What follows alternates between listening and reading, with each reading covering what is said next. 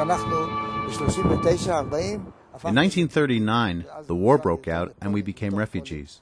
We escaped east to Poland and settled in a town near Krakow. In 1941, the ghetto was built, and I lived in it with my family, which was religious. My dad had a huge beard and long sidelocks. He couldn't leave home with that beard, or else the Germans and Poles would immediately attack him and cut off his beard. We lived in this village and we had much property from which we made a living. We worked in agriculture and we had livestock. We used to grow sesame, barley, wheat, almonds and grapes. I was 9 or 10 when I began trading in the black market, in the market outside the ghetto. I used to buy cigarettes on one side of the market and sell them on the other side.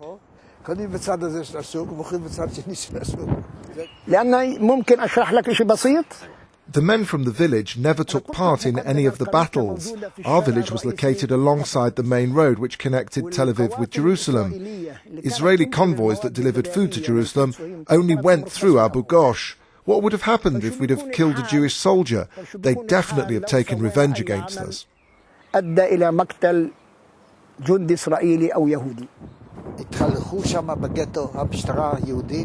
One day, we saw in the ghetto men from the Jewish police and the German SS who were looking to take people to the work camps. Many escaped to the bunkers, but I was caught. My mother ran after them and said, "Why are you taking him? He's only a boy." But it didn't help. Then I entered my first camp where I experienced many hardships. Afterward, I was transferred to Auschwitz and to other camps. I was alone. I no longer had parents or family. At that time, we had to think of our village. If we'd have chosen the same route as other Arab villages, ours would have been destroyed. We couldn't fight. It would have been suicidal. In June of 1946, I arrived in Israel on board a boat called Birya. They said they'd give me a weapon and that soon I'd fight the British.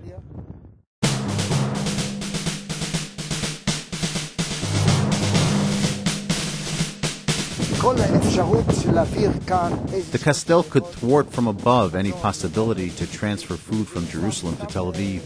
The situation in Jerusalem at that time was very bad. The Jews were disconnected from water supply and food was scarce. The Palestinian leader Abd al-Qadir Husseini gathered his group of warriors to fight in the Castell. We sat here and saw the battle in the Castell from afar.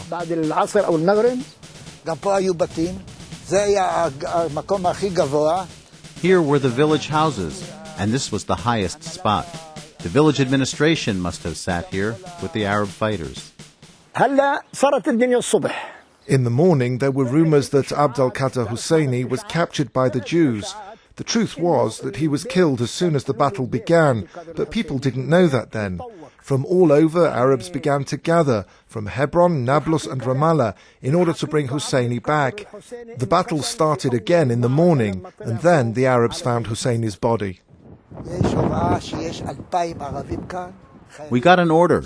There are 2,000 Arabs there, and you have to conquer the village at all costs. We arrived at night, running, and we saw many bodies all over, Jews and Arabs. At that time, we lost all our inhibitions, and much cruelty was displayed.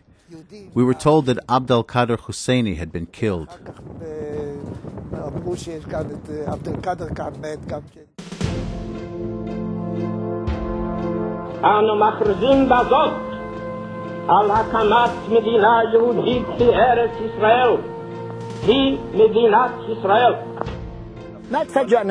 We weren't surprised. Of course, back then there weren't such means of communication as there are today, but we had radio, and that's how we heard the announcement. It gave us a push. I was wounded in the hospital, but I heard the announcement over the radio. It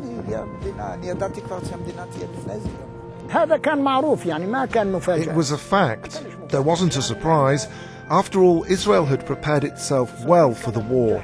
The Palestinians hadn't prepared at all. The Arab countries also fought without a plan. If someone came and said, "I want to fight on behalf of the Palestinians," they simply told him, "Go ahead."